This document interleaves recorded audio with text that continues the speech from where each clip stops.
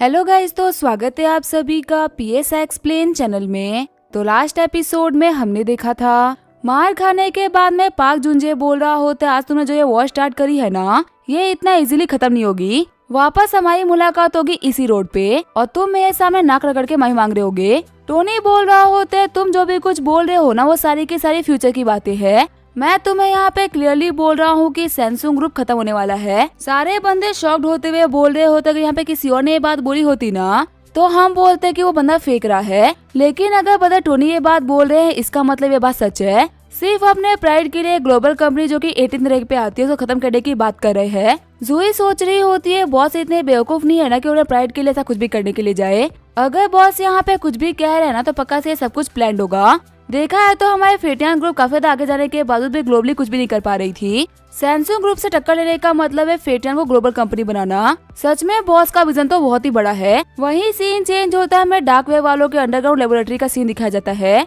जहाँ पे बहुत से अलग अलग टाइप के क्रीचर्स के ऊपर एक्सपेरिमेंट चल रहा होता है। नोरा भी वैसे एक ट्यूब के अंदर कैद होती है। वहाँ पे खड़े कुछ बंदे बोल रहे होते सच में ये वाला जो एक्सपेरिमेंट सब्जेक्ट है ना ये बहुत ही कमाल का है। अभी तक ऐसा कोई भी सब्जेक्ट नहीं था जो कि अभी तक जी पाया हो। इस लड़की के अंदर ना जीने की बहुत ही चाह है। अब हमें बस इसको फाइनल इंजेक्शन देना है। अगर इंजेक्शन के बाद में ये लड़की जिंदा रही ना तो हमारा मिशन कामयाब हो जाएगा। पता है जब मैं इसकी बॉडी को चेक करा था ना तब मेरे को इसकी बॉडी के अंदर बहुत ही टेरिफाइंग पावर मिली। वो पावर जनरेट हुई थी एक ट्रू इमोशन की वजह से। इसके लाइफ के अंदर कोई तो है जिसको लेकर ना इसके अंदर बहुत ही डीप फीलिंग है और ऐसा भी कह सकते हैं कि वही फीलिंग इसको मरने नहीं दे रही। मैं इसको लेकर कॉन्फिडेंट हूँ कि आखिरी इंजेक्शन में जिंदा रहेगी और अगर ये जिंदा रह गई तो ये हमारे आज तक की सबसे पावरफुल वॉरियर बनेगी जो कि अपनी ही फीलिंग्स को हथियार बना के यूज कर सकती है। और क्योंकि इसकी फीलिंग अनब्रेकेबल है इसी वजह से इसकी पावर बिना अनब्रेकेबल होगी। तभी जो पूरा का पूरा लेबोरेटरी होता है वो हिलना स्टार्ट कर देता है। शॉक्ड होते हुए दोनों बंदे बोल रहे होते हमारा लेबोरेटरी हिलने कैसे लग गया, कहीं हमारे ऊपर अटैक तो नहीं हुआ ना।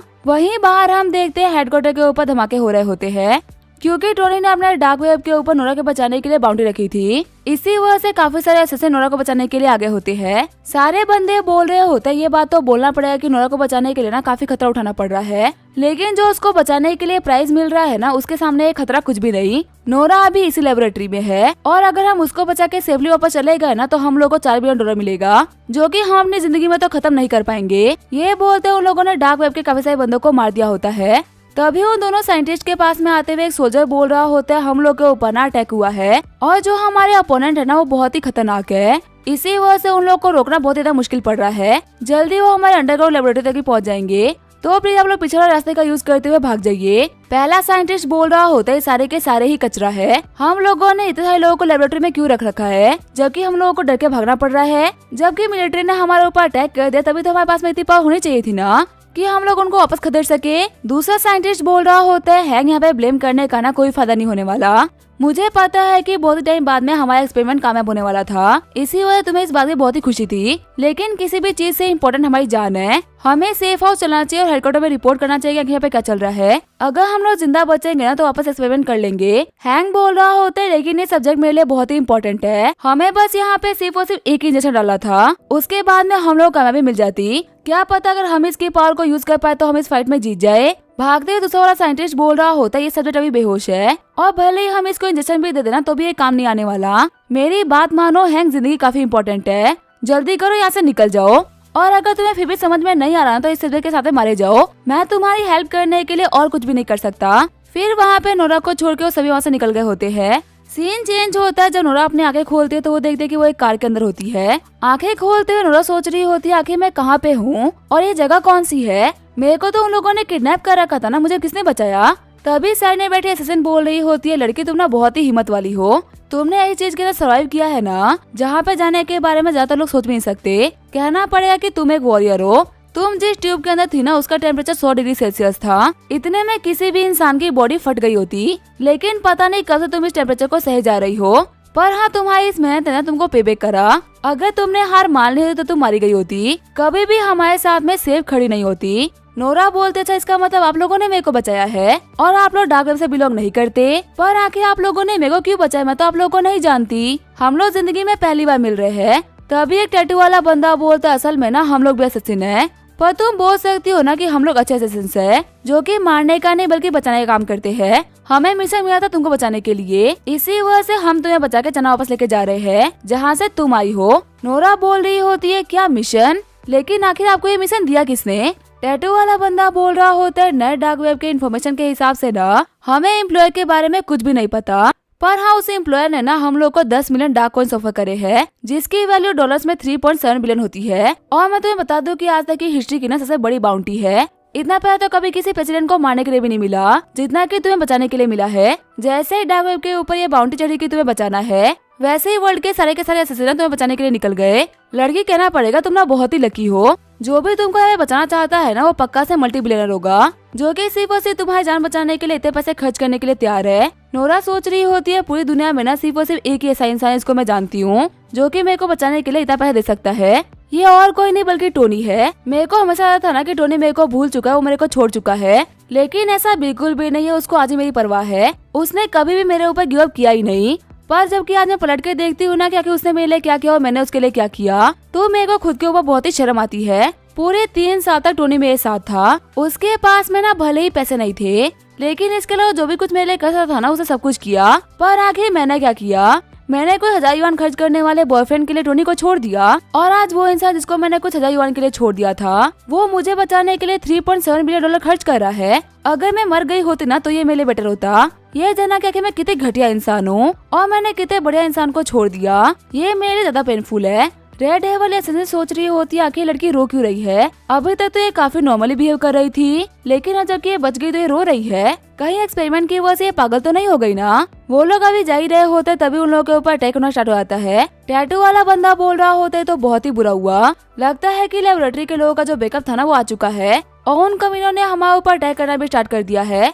ये तो बहुत ही अजीब बात है। डाक वालों के साथ मिलिट्री भी यहाँ पे आई है। ये सभी मिलके हमारे ऊपर अटैक कर रहे हैं। रेड है वही लड़की बोल रही होती है पास ही में ना एक वीरान फैक्ट्री है। एक काम करते हैं हम लोग फैक्ट्री चलते हैं। कुछ लोग नोरा को लेके भागेंगे और कुछ लोग बिना नोरा के, जिससे कि ये लोग कंफ्यूज हो जाए, उन लोग की पावर कम हो जाए। अगर सभी लोग साथ में रहेंगे ना तो फिर कोई भी नहीं बचेगा। फिर वो सभी लोग वीरान फैक्ट्री आ गए होते हैं और असिस्टेंट्स और डाकवे वालों के बीच में एक बहुत ही खतरनाक फाइट हो रही होती है। लेकिन थोड़ी देर के अंदर ही डाकवे वाले बंदे सारे असिस्टेंट्स को मार डालते हैं। डाकवे वाले बंदे बोल रहे होते सारे के सारे टारगेट्स मारे गए, लेकिन आखिर नोरा कहाँ पे है? तभी उनका लीडर बोल रहा होता है हम लोगों ने अपने टारगेट को खो दिया है। हम लोगों को यहाँ पे ट्रिक किया गया ताकि हम लोग का टाइम वेस्ट हो सके। इन लोगों ने ऑलरेडी नोरा को कहीं और भेज दिया है। वही हम देखते हैं रेड हवाई लड़की को जो कि नोरा को लेकर जंगल में भाग रही होती है। नोरा बोल रही होती है प्लीज मुझे माफ कर दो, मेरी वजह से तुम सभी लोग यहाँ फंस गए। रेड हवाई लड़की बोल रही होती है ये सारी बकवास है मत करो, फटाफट दौड़ो क्योंकि यहाँ पे ना कोई भी तुम्हारे लिए कुछ भी नहीं कर रहा। सभी को पता कि ये काम करने में ना बहुत ही रिस्क होगा, पर हम लोगों ने रिस्की काम को इसी वजह चूज करा क्योंकि हम लोगों को ज्यादा पैसे चाहिए थे। इस पूरे काम में ना तुम्हारी कोई भी गलती नहीं है, तो बिना किसी रिग्रेट के भागो। नोरा बोल रही होती है सिस्टर मेरे को भी ना आपकी तरह असिस्टेंट बनना है। मैं नहीं चाहती कि मैं किसी के ऊपर बिना बर्डन बन के रहूं। तो क्या प्लीज आप मेरे को सिखा सकते हो कि असिस्टेंट कैसे बनते हैं? मैं आपको प्रॉमिस करती हूँ अगर आप मेरे को गाइड करोगी ना तो मैं बहुत ही कमाल के असिस्टेंट बनूंगी। रेड हेयर वाली असिस्टेंट बोल रही होती है क्या तुम सीरियस हो? देखो ये काम ना बिल्कुल भी आसान नहीं है, ये बहुत ही खतरों से भरा हुआ होता है। साथ ही वो सोच रही होती है वैसे अगर देखा है तो नोरा की जो फिजिकल कंडीशन है ना वो बहुत ही कमाल की है। इसने बहुत ही खतरनाक एक्सपेरिमेंट को अपने ऊपर ले लिया जो कि शायद से हमारी बॉडी भी नहीं लेती, और पक्का से एक्सपेरिमेंट की वजह से इसकी जो बॉडी है ना वो नॉर्मल लोगों से काफी एनहेंस हो गई होगी। तो अगर मैं इसके ऊपर थोड़ी बहुत मेहनत करूंगी तो ये बहुत ही कमाल की हेल्पर बन सकती है। पहले मैं इसको ट्रेन करूंगी और बचा के रखूंगी, और जब मैं इसको वापस चाइना लेके जाऊंगी ना तो पूरा का पूरा 3.7 बिलियन का रिवॉर्ड मेरे को मिल जाएगा। इस लड़की ने तो मेरे को बहुत ही कमाल की अपॉर्चुनिटी दे दी, पैसा भी कमाने की और हेल्पर भी बनने की। नोरा बोल रही होती है सिस्टर मैं बहुत ही सीरियस हूँ। तुम्हें पता है मैं आज तक लोगों के ऊपर ना सिर्फ और सिर्फ बर्डन बन के रही हूँ। मैं अपने चाहने वालों के लिए कभी कुछ नहीं कर पाई, और अब मैं और लूजर बन के नहीं रहना चाहती। मेरे को पावर चाहिए ताकि मैं अपने खास लोगों को प्रोटेक्ट कर सकूं और खुद को भी खतरों से बचा सकूं। मुझे अब कभी भी किसी को भी बर्डन नहीं बनना। नोरा सोच रही होती है टोनी मुझे ये तो पता है कि मैं तुम्हें फिर से हासिल नहीं कर पाऊंगी, और शायद से हमारा इस लाइफ में साथ में रहना किस्मत में नहीं है, लेकिन अब मेरे को तुम्हें प्रोटेक्ट करना है। मैं अपने तरीकों का यूज करते हुए तुम्हें दुनिया के ना हर एक खतरे से बचाऊंगी। मैं नहीं चाहती कि तुम्हारे ऊपर ना कभी भी कोई भी दिक्कत आए, और अब इस चीज को लेके मैं पूरी मेहनत करने वाली हूँ। सीन चेंज होता है, हम देते सीईओ पार्क जुंजे को जो कि ऑनलाइन टोनी के बारे में न्यूज पढ़ रहा होता है। एक न्यूज छपा होता है, इसके अंदर लिखा हुआ होता है कि आयरन मैन वंडरिंग यूनिवर्स। सभी को लगा था कि ये मूवी ना एक बहुत ही बड़ी फ्लॉप साबित होगी क्योंकि इस मूवी में मेन लीड के तौर पे एक प्रोफेशनल एक्टर काम नहीं कर रहा था और जो मेन लीड में एक्ट्रेस भी थी ना, उनका भी नाम कुछ खास अच्छा नहीं है। इससे पहले उनको प्रोजेक्ट किए हुए ना काफी लंबा टाइम हो चुका था और जो ये प्रोजेक्ट उन्होंने किए थे ना, वो सारे के सारे बहुत ही कंट्रोवर्शियल थे। उससे ही बड़ी बात तो ये थी कि इस मूवी के अंदर ना बहुत ही हैवी वीएफएक्स का यूज किया गया था। सभी को लगा था कि इस मूवी के अंदर ना हर वो फैक्टर इसकी वजह से ये मूवी फ्लॉप होगी, लेकिन सिर्फ और सिर्फ 3 दिन के अंदर ये मूवी कंट्री की सबसे बड़ी बॉक्स ऑफिस हिट साबित हुई है। 50 मिलियन की लागत के साथ में बनी हुई टोनी स्टार्क की फर्स्ट डेब्यू मूवी सिर्फ और सिर्फ 3 दिनों के अंदर $500 मिलियन कमा चुकी है। सारे हेटर्स का मुंह बंद हो चुका है और अब सिर्फ और सिर्फ टोनी स्टार्क के वाहवाही के आर्टिकल छप रहे हैं। वही कुछ लोगों ने कमेंट कर रखा होता है कि हम लोग कभी कभी नाम पे नहीं बल्कि काम पे जाना चाहिए। इस मूवी के अंदर 2 चीजें बहुत ही कमाल की थी, एक टोनी स्टार्क की एक्टिंग और दूसरी टोनी स्टार्क की एक्ट्रेसेस। वही कुछ बंदों ने कमेंट किया होता है कि हाँ तुम बिल्कुल सही बोल रहे हो, मैं तो अभी तक ईहान और वुशवांग को भूल ही नहीं पा रहा। उन लोगों का सिर्फ वो सिर्फ कैमियो था, लेकिन वो सीन दिल में बच चुका है। मैंने सुना है कि वो लोग जल्दी ही ट्रू एक्टर शो में ना अपीयर करेंगी, चाहे कुछ भी क्यों ना हो जाए। मैं तो वो शो देखने वाला हूँ और मैं इस बात की भी गारंटी कर सकता हूँ कि कई लोगों ने एक्टिंग को आगे चुना तो पक्का से कंट्री की ना टॉप एक्ट्रेसेस बनेंगी। वही टोनी के बारे में इतने कमाल के कमेंट्स को पढ़ के पाक का दिमाग खराब हो गया होता है। पाक बोल रहा होता है कि कमीना टोनी है क्या। इंटरनेट पे लोगों के जबान पे यहाँ तक कि पूरी की पूरी कंट्री में ना सिर्फ और सिर्फ एक ही नाम छाया हुआ है, जो कि है टोनी स्टार्क। अगर आप वेल्दी हो तो आपको टोनी स्टार्क से कंपेयर किया जाएगा, अगर अच्छे दिखते हो तो भी उससे कंपेयर किया जाएगा। जितना मेरी कंट्री में मेरा नाम नहीं है ना, उससे 10 गुना तो इस बंदे का इस कंट्री में नाम है। तभी बटलर बोल रहा होता है यंग मास्टर अपने टोनी स्टार्क के बारे में इन्फॉर्मेशन मंगाई थी ना, ये लीजिए उसकी इन्फॉर्मेशन। उसके बैकग्राउंड के बारे में तो पता नहीं चल पाएगा कि उसका रियल बैकग्राउंड क्या है। ऐसा भी कह सकते हैं कि इस पूरे कंट्री के अंदर ना किसी को भी नहीं पता कि टोनी स्टार्क का रियल बैकग्राउंड क्या है। बस हाँ सभी को ये पता है कि टोनी स्टार्क के पास में ना बहुत सारा पैसा है। आज से तकरीबन 1 साल पहले टोनी स्टार्क दुनिया की नजरों में आया था और वो फेमस इसी वजह से हुआ क्योंकि उसने एक स्ट्रीमर के ऊपर ना मिलियन $1 खर्च कर दिए थे। और एक बात तो उसने एक स्ट्रीमर को $3 बिलियन की सुपर चैट करी थी।